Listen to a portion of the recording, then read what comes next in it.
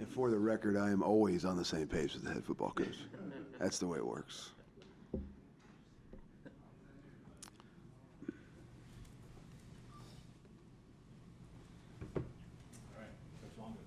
Max said that the end of regulation, there's 3 plays with Sam where he had the 2 runs and the one where he was sacked. He said it was, he saw the defense, it was a pass play, but he ended up running based on what he saw. When you went over that with Sam yesterday, what did he see, and was that the right thing to do? So which overtime now are we talking about? End of regulation. Okay. On those 3 plays, there was Yeah, 38 oh, seconds. right before? Yeah. We ran a play that had a design draw with a throw on it. And the thought process there was, you got to be careful there because, especially in an away game, in my mind, you always want to extend the game as long as you can, give yourself a chance to win. So the last thing that you want to do, I got it. Ross isn't here. There you go. The last thing you want to do is put the ball in jeopardy. So you want to be careful there. You want to have a good throw. You want to have an easy throw. You want a positive play on first down because we didn't have a lot of clock. So we called the combo play that gave him the option. And numbers-wise, the draw was there. So that's if the throw was there and it was easy and it was a clean throw, he would have made that throw. And we were trying to get out of bounds and line up and run another one. But that's the thinking behind the play call. Okay. So I might have worded the whole thing poorly about getting on the same page, but you've worked for several different guys. So I mean, is there a period of time that it takes to understand like exactly what they want in certain situations for different head coaches? Oh, of course there are, and I think it's something that I try to do though preseason. I don't want to be learning what the head coach wants in season. We get to each situation, we've worked them all, we worked them a bunch in camp. And Mac and I have a lot of conversations about many, many different situations that will arise in a game.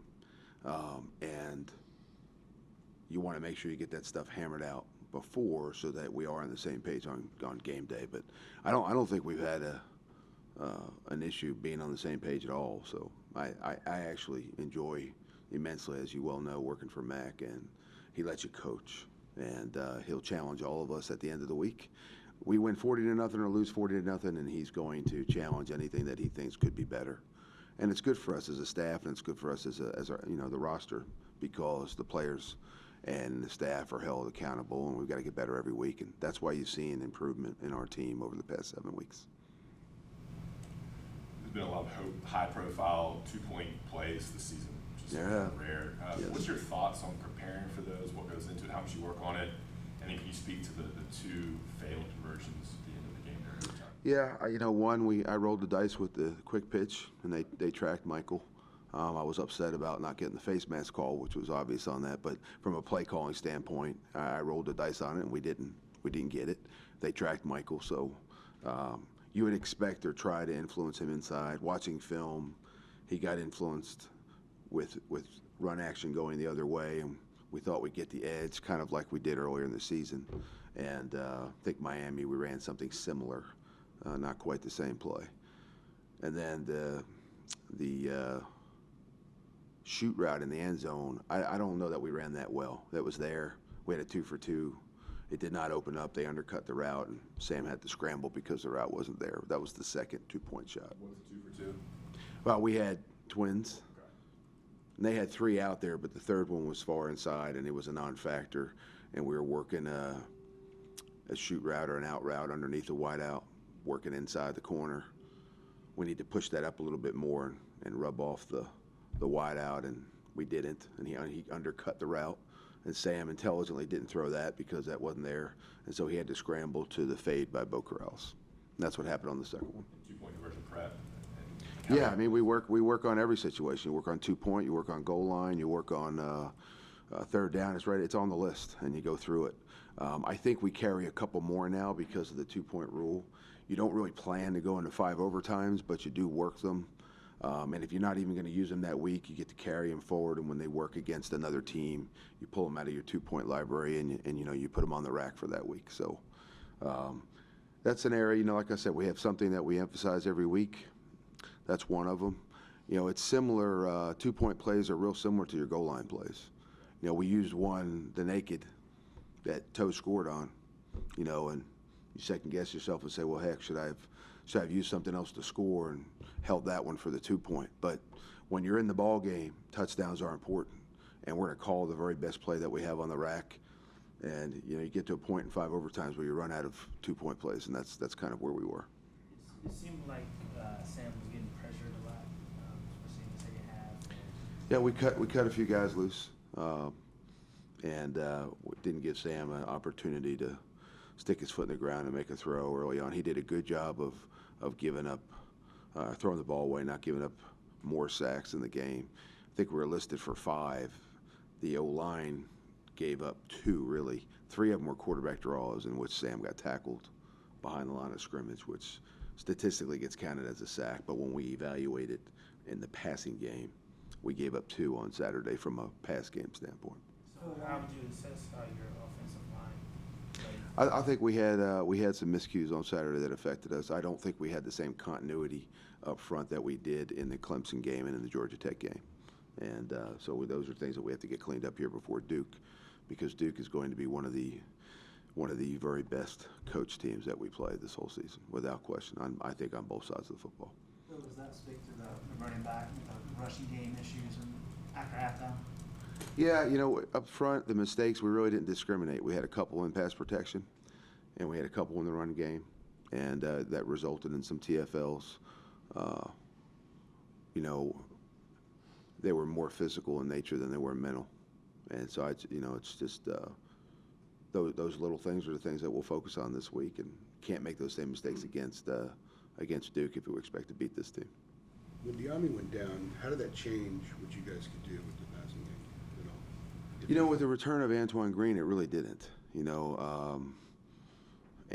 If Antoine wasn't here, then you're going with a younger wide receiver, maybe with different attributes. But you've got, Antoine has deep ball ability. Bo has proven to be able to do what he needs to do. We've been happy with his play.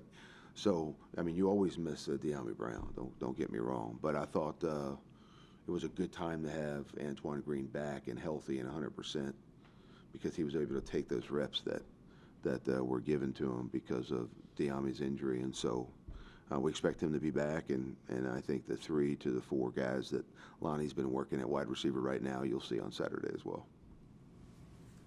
Phil, the deep scoring pass to Antoine Green, was the story behind that play, where it came from, or is that something you've had in your pocket for a while? You just get, Coach Brewster has run that before. I have run that before. You have a library of exotics, as we call them, or trick plays, and some games you go into a ball game and in the game plan you don't carry any, you don't feel like you need it. Other games you feel like you do, and so it's kind of like the 2-point list. You go to your library of things and you pull out what you think that you have run that's worked, that you have confidence in, and you pull them out. And if the team that you're playing is susceptible to them, then you choose a few. And that was just one that we had that on the playlist a few weeks ago. Did not pull the trigger on it. Didn't need it. Didn't get the scenario that we wanted to call it. So it stays in your bag until you see another opponent like Virginia Tech that we thought it would hit on, and so we just we tried to call it when it might. We wanted it to be a big play. I really wanted to call it once we crossed midfield. The tight end also had an opportunity to catch that one. He was the wheel down the sideline, and it wound up going to AG, who was the inside vertical. So he was the one that they cut loose, and so Sam found him, and we hit it at a good time, I thought, in the fourth quarter. Is that called a reverse flea flicker? That be? Yeah, I don't know. We call it monsoon, so whatever you want to call it is fine by me. Garrett Walsh has been playing a lot more, getting a lot more Yes. snaps ahead of Yeah. some of the tight ends. What has he done that's earned the playing time? I think Carl has been nagged. He has had some nagging injuries. He's been bothered by some things on and off. That's giving Garrett Walsh an opportunity to get some more reps. And Garrett has been really, really productive. And I know Coach Brewster's happy with. He's done a better job being physical in the box, and he's a really, really good receiver out in space. And so he's the one that's been consistently healthy. He's been practicing real well, and so right now he's the starter, and Coach works in Carl behind him. Sam's over, I think, 700 yards and 8, 9 touchdowns in the last 2 games. Does he kind of hit another level or taken a step forward over these past couple games? You know, I just think it's like our third down percentage has been a lot better the last 4 weeks than it was at the beginning of the year. And a lot of the important areas offensively are just getting better systematically and consistently better every week. And I think the passing game with Sam is no different. He's pulling the trigger faster. He's making faster decisions. For the most part, he's making good decisions, so he's not really putting the ball in jeopardy. And you know, the other thing I would say with regards to his specific throw talent is he does a great job of putting the ball in safe areas, even against. We don't have a lot of receivers that make contested catches. But the way the passing game works, as we've talked about, guys are in grass a lot. They're open, so he's hitting guys in open space. But when there is a contested catch, meaning a receiver with a defender on one side or the other, he does a really, really good job of placing the ball away from the color of the defender. And you know, when I first started coaching, when I got into this stuff early on, and coaches talked about, hey, look, we're going to landmark the ball in this armpit as opposed to this armpit, I didn't buy that. I just thought that was so specific and unrealistic. Quarterbacks are moving, receivers are moving, but it couldn't be more helpful to our passing game, and you really can. And you know, we say in the quarterback room, aim small, miss small. So there's a small target we want to find on every receiver. Some guys are better than that than others. Sam is really, really good at putting the ball in an area where we're not jeopardizing it with the defense. Phil, Antonio Williams came back into the running back rotation a little bit too. I know you've talked about in the past that he's there's always a game plan for him, but was there a reason in particular that he?